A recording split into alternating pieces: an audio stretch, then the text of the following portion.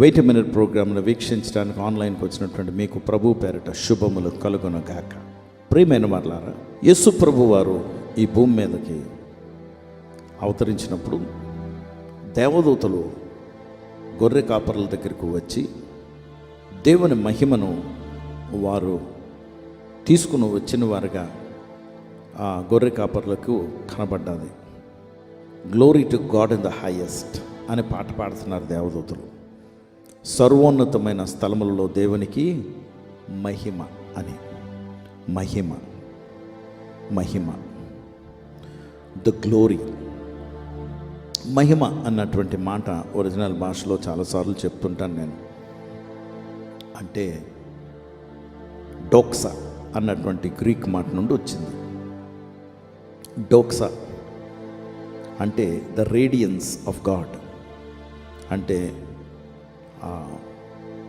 ఒక షైనింగ్, వెలుగుతున్నటువంటి కాంతివతమైనటువంటి పరిస్థితి. దీనిని ఎవరో భక్తులు వర్ణిస్తూ వారు ఏమన్నారంటే, ఆల్ గాడ్ హ్యాస్, దేవుని యొద్ద ఏమున్నదో, ఆల్ గాడ్ ఈజ్, దేవుడు ఏమై ఉన్నారో, ఆల్ గాడ్ కెన్ డూ, దేవుడు ఏం చేయగలరు, ఇదంతా కలిపితే మహిమ. మాటలు వినటానికి చాలా చక్కగా ఉంది ఆ వర్ణన. అయితే all god has, is, will be, past, present, future. దేవుని శక్తి లేకపోతే దేవుని దగ్గర ఉన్నది అది ఏంటో, అది ఏదైనా ఒక గుణలక్షణం అవ్వచ్చు, ఆయన దగ్గర ఐశ్వర్యం అవ్వచ్చు, శక్తి అవ్వచ్చు, ప్రేమ అవ్వచ్చు, ఏదైనా, that is all together glory. పాత నిబంధనలో ఈ మహిమను దేవుడు ఎలా మహిమపరిచారు లేకపోతే ఎలా కనపరిచారు మోషేకి అని మనం చూసినట్లయితే, ఒక మేఘము ఇజ్రాయెల్ ప్రజలు ఎదుట ప్రయాణమై వెళ్తూ ఉండేదట. ఆ మేఘస్తంభము దానిని వర్ణిస్తూ బైబిల్ ఏం చెప్తుందంటే, పగలు మేఘస్తంభము, రాత్రి అగ్నిస్తంభము. ఆ మేఘము షకీనా, మేఘస్తంభము. సూర్యుని కాంతి, ఆ వేడి ఆ ప్రజల మీదకే పడకుండా రాత్రి గొప్ప వెలుగుగా ఆ చీకటి లోకంలో వెలుగుతూ మృగాలు ఏమీ దగ్గరికి చేరనివ్వకుండా దేవుని ప్రజల్ని కాపాడుతుండేది దేవుని ఆ మేఘము, the glory of God, Shekinah మేఘము. అయితే నూతన నిబంధనలోకి వచ్చేటప్పటికి ఆ మేఘం అంతా ఏమైపోయిందో తెలియదు. ఏమైపోయింది? అందుకే దేవదూతలు అనౌన్స్ చేస్తున్నారు ఏమని, the glory of God is covering you అని. దేవుని మహిమ మిమ్మల్ని ఆవరిస్తుంది అని. ఎప్పుడు ఎక్కడ ఆవరించినట్లు మనకు కనబడలేదు, ఎందుకంటే మేఘము మళ్ళీ కనబడలేదు. ఒకటి రెండు సిచ్యువేషన్స్లో యేసు ప్రభువారు ఆయన రూపాంతరపు అనుభవం దగ్గర కనబడుతుంది, మళ్ళీ కనబడలే. సో మరి దేవుని మహిమ ఎక్కడ కనబడ్డది ఏంటి అంటే, మనకి కనబడకుండా ఉన్నది. అందుకే యోహాను రాసినటువంటి సువార్త 17వ అధ్యాయము ప్రధాన యాజకుని ప్రార్థనలో 5వ వచనంలో యేసు ప్రభువారు ప్రార్థన చేస్తారు. 2 మాటలు అందులో చాలా ముఖ్యమైన మాటలు. ఏమని అంటారంటే, తండ్రి,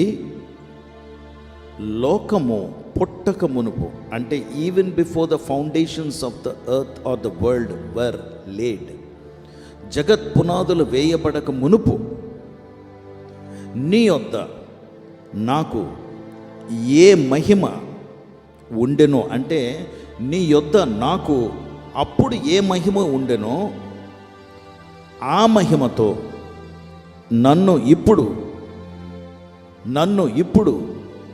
నీ యొద్ద మహిమపరచుము, నన్ను నీ యొద్ద ఇప్పుడు మహిమపరచుము. అంటే ఆయన భూమి మీదకు వచ్చినప్పుడు దేవుని దగ్గర ఆయనకి ఉన్నటువంటి మహిమ అంతా అక్కడ విడిచిపెట్టేసి సాధారణమైనటువంటి మానవ అవతారం ఎత్తి భూమి మీదకి వచ్చేసాడు. He divested himself of all the glory. అంటే ఏ మహిమ లేనివాడుగా ఈ భూమి మీదకి మానవ అవతారం ఎత్తాడు. అంటే దాన్ని బట్టి అర్థం ఏంటంటే మనము మహిమ లేనివారంగానే మనము పుట్టి ఈ లోకంలో సంచరిస్తూ ఉన్నాం. కానీ యేసు ప్రభు వారు అంటారు, glorify me now oh lord, నన్ను మహింపరచు ప్రభా అని అడుగుతున్నారు. రెండవది, నేను మహిమపరచబడినప్పుడు, నన్ను నువ్వు పైకెత్తినప్పుడు, నేను మహింపరచబడినప్పుడు అనేకమైనటువంటి వాక్యాలు ఉన్నాయి. I don't want to take too much time in giving you more references and trying to elucidate on all that. ఎక్కువగా రెఫరెన్స్లు ఇస్తే ఈ తక్కువ సమయం మీరు ఆఫీసులకు వెళ్ళటానికి టైం ఉండదు కదండి. అసలే నేను వెయిట్ ఏ మినిట్ అని, ఇప్పుడు వెయిట్ ఏ 10 minutes, అప్పుడప్పుడు వెయిట్ ఏ 14 or 15 minutes అని అయిపోయింది కదా. అంటే 5 minutesలో నేను చెప్పలేకపోతున్నాను కొన్ని విషయాలు, అందుకే కొంచెం ఎక్కువ సమయం తీసుకుంటాను. అందుకు యేసు ప్రభు వారు దేవుని మాటకి భూమి మీద మానవ అవతారం ఎత్తిన తర్వాత లోబడినప్పుడు, ఆయన మాటకు లోబడిన తర్వాత అంతకంత మహిమను ఆయన పొందుకోవటం మొదలుపెట్టిన తర్వాత ప్రధాన యాజకుడిగా ఇప్పుడు ఆయన చనిపోబోతున్నాడు. ప్రధాన యాజకుడిగా ఆయన చనిపోకముందు ప్రార్థన చేస్తున్నటువంటి ప్రార్థనలో అంటున్నాడు యేసు ప్రభు వారు, నీతో నేను ఏ మహిమైతే అప్పుడు కలిగి ఉన్నానో జగత్పునాదులు వేయబడక మునుపు ఆ మహిమతో నన్ను నింపు ప్రభా, నన్ను మహింపరచు. So that means there are different realms of glory. అంటే వేరే స్థాయిలు, మహిమ స్థాయిలు ఉన్నాయి. యేసు ప్రభు వారు దైవత్వం కలిగినటువంటి వాడిగా భూమి మీద ఒక స్థాయి మహిమ కలిగి ఉంటే, ఇప్పుడు తండ్రి అయిన దేవుణ్ణి అడుగుతున్నాడని ఆయన ఏమని, నేను పైకి వచ్చినప్పుడు గతములో నేను నీ దగ్గర ఉన్నప్పుడు జగత్పునాదులు వేయబడక మునుపు నన్ను ఎంత మహిమతో నింపావో ఆ మహిమతో నన్ను నింపు ప్రభా మరలా అని అడుగుతున్నారంటే, ఇప్పుడు ఆ మహిమ లేదు, కానీ మహిమ ఉంది ఆయన దగ్గర, కానీ ఆ మహిమ కాదు. అంటే మహిమలో స్థాయి, మహిమలో కొలత ఉంది. నేను నీ దగ్గరికి వచ్చినప్పుడు ఆ కొలతతో నన్ను మరలా నింపు ప్రభా అని అడుగుతున్నాడు. దేవుని బిడ్డలారా, ఆయన పొందుకున్నాడా? తర్వాత పొందుకున్నారు. ఎందుకంటే అడిగింది దేవుడు తప్పకుండా చేస్తారు. ఆయనకి చేశారు కనుక ఆయన అత్యధికమైనటువంటి మహిమలో ఉన్నారు. ఇప్పుడు నేను ఆయనలో ఉన్నాను, రక్షింపబడ్డాను కనుక క్రీస్తులో ఉన్నవాడుగా నాకు అదే మహిమను ఆయన పంచిపెడుతున్నాడు. దేవునికి మహిమ కలుగును గాక.